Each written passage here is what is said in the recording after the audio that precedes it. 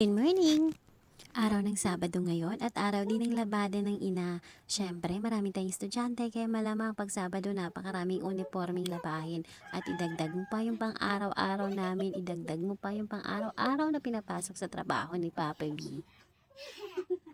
At dahil nga Sabado, late na kaming bumangon ngayong araw. Pero dito sa kwarto namin medyo madilim pa kasi hindi ko pa binubuksan yung mahiwagang tilon, Chos. Hindi, may black curtain kasi ako dito kasi ako hindi ako nakakatulog kapag maliwanag.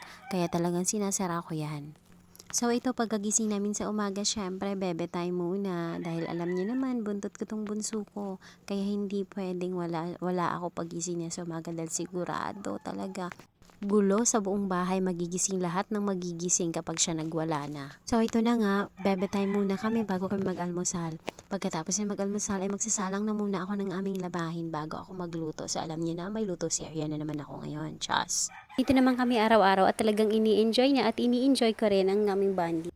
Siyempre kahit na araw-araw namin itong ginagawa, hindi ako nagsasawa. Siyempre sinusulit ko habang maliit pa siya. Matagal nga bago makapagayak sa umaga dahil dito, pero okay lang. Paglaki naman na nito, wala na tong ganto. Ito na talaga ang routine namin sa umaga. Swerte na lang pagkagising niya, maganda yung mood niya, hindi na kailangan to. Pero mas madalas na may sumpong siya pagkagising, kaya matinding cuddle time ang kailangan, matinding bebe time. So alam na, cuddle kay baby sa umaga, cuddle kay papa sa gabi. Chas!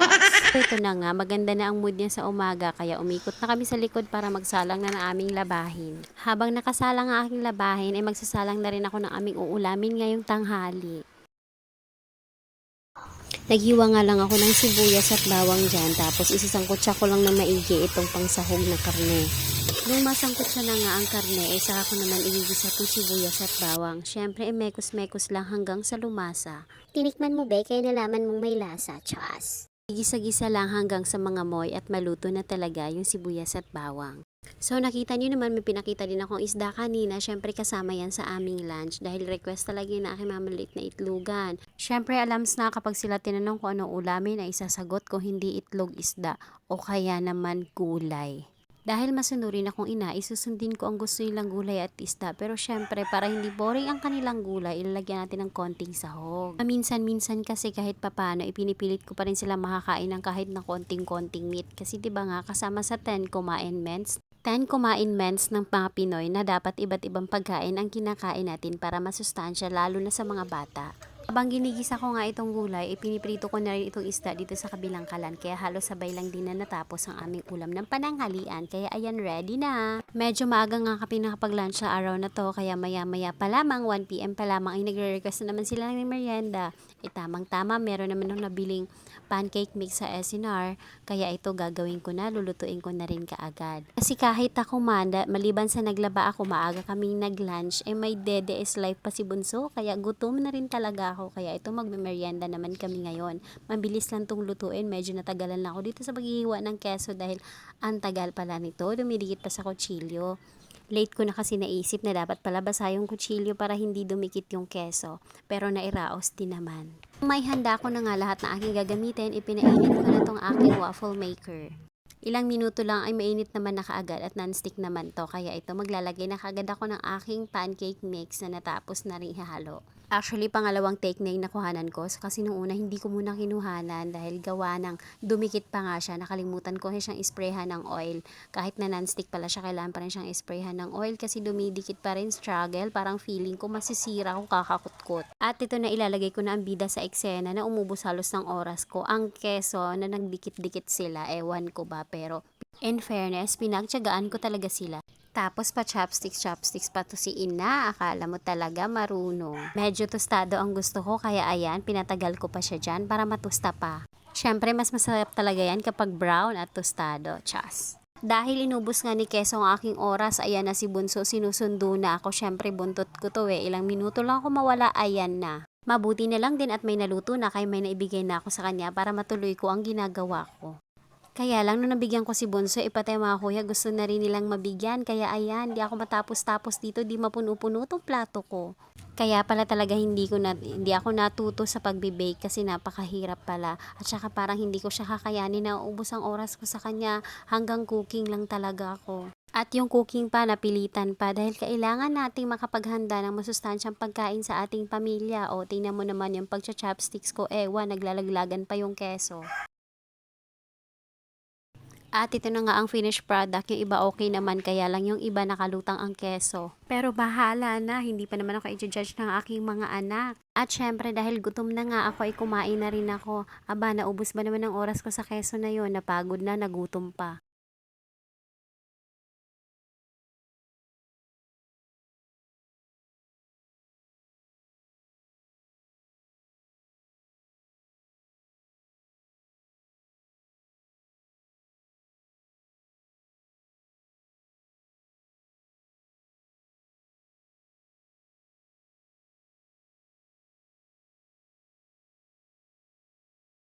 At sa part nga na ito, medyo nagkakasundo na kami ng chopsticks pero hindi pa rin masyado. Pero okay lang, nakikisama siya kahit papano. Just, yung chopsticks pa pala ang nag-adjust. O, diba? Tingnan mo naman, kanina pa ako nagluluto dito pero yung plato ko hindi pa rin napupuno. Paano ba naman pagkaahon?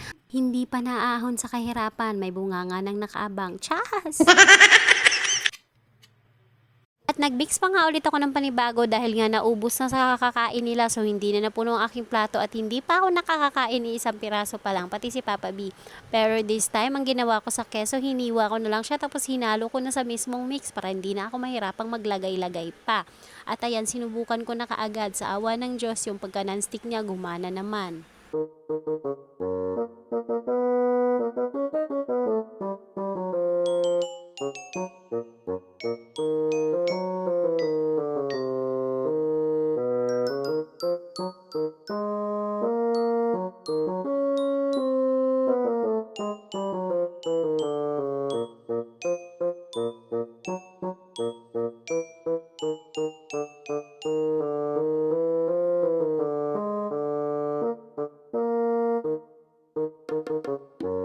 Oh, 'di ba? Mas napadali pa nga ang buhay ko. Ayan, napakarami ko na kaagad na gawa. At 'di ba, sa tagal ko rito, medyo nagagamay ko na talaga si Chopsticks at nakikisama na siya sa akin. Magkasundo na kami. At dahil nagsawa na nga ang kanilang bunganga, ito na, pinaalis ko muna sila at ayan na, medyo napuno na yung aking plato, dumami na sila, ang sarap ng iserve.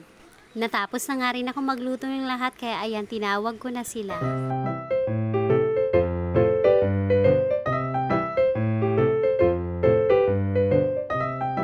Habang ang pinagbabantay ko ng bata, ito na, naglalaro na naman. Na naman, Chas. Ang pinapabantayan ko, ayan na, patakas na. Busog na yan, nakakain na ng waffle yan, kaya ganyan nakakulit. Habang ito mamalaki itlugan na naman ay napakatindi naman ng tama ng waffle sa inyo. Sinisipag, ayan, inubos na lahat ng motor, nilinis na talaga dyan sa harap na yan, habang yung kapitbahay namin ang gigigil na, Chas. At dumating na nga rin itong aming ate na ng problema sa kanyang school. Ang problema din siya sa kanyang trabaho. Kaya sabi ko, wag ka nang mag-aral. Mag-asawa ka na lang. Chas. Pero hindi, napakasipag niyan. O kita mo naman, napakaganda pa. At sexy din yan. Yun nga lang, may problema yan sa likod. Kaya nga ayaw humarap kasi gusto lagi yung likod. Chas. At ito na, oras na naman ng hapunan. Kaya dahil marami nga kaming nabiling isdang tilapia kanina, ilagay ko muna sa ref yung iba. Pero syempre nakahiwa na. At ngayon naman ay magigisan naman ako ng sayote. Tapos ang partner niya, pritong tilapia pa rin. Pagbigyan ng hilig, ng hindi magligalig. Di ba nga, request nila na mag-isda at gulay. Kaya buong araw tayong isda at gulay ngayon. Ako okay lang para hindi maagang umatake ang rayoma ko, hindi ako makakapagkarne. Syempre, health is wealth. Ganun talaga pag nagiging ina ka na siguro, mas gusto mo nang kumain lagi na mamasustansya o kaya mga healthy para matagal kang magkaproblema sa kalusugan. So ito, basic ulit. Gisa-gisa lang ng sibuyas at bawang, tsaka may kamatis. Tapos ito, gigisa ko na rin yung aking pansahog na 250 grams. Diyos, napakarami, no? Diyos. At ganito nga ako magisa ng gulay. Tinitimplahan ko na agad yung karne bago ko ilagay yung gulay para mas manuot na yung panimpla doon sa pansahog. At ito na, inaantok na siya kaya nandito na naman siya sa tabi ko habang nagluluto ako pero malayo naman po siya sa lutuan kaya hindi siya matatalsikan dyan. At ayan yung pinito kong isda, binaligtad ko na nga lang din at maya maya pa matatapos na rin kaagad yan dahil ilang piraso lang. At kasabay lang din na maluto itong aking ginawang ginisang gulay na sayote. Nagustuhan din talaga itong aking mga anak itong sayote dahil nasasarapan sila dito lalo na kapag ginigisa. Mas gusto nila itong sayote na ginigisa kaysa sa hinahalo sa tinola. Oh voila! Ito na, luto na ang aming hapunan, pritong isda at ginisang sayote na may konting sahog. Chas. At alam mo ba, yung konti na yan pa ang maiiwan sa kawali. Ang mga sahog na yan, mauubos mo una yung gulay. Kasi nga, ayaw naman nilang kainin sa pilitan lang para makakain yan. Ayun lang, salamat sa panonood. Napaka-healthy ng ulam namin ngayon. Bukas ulit!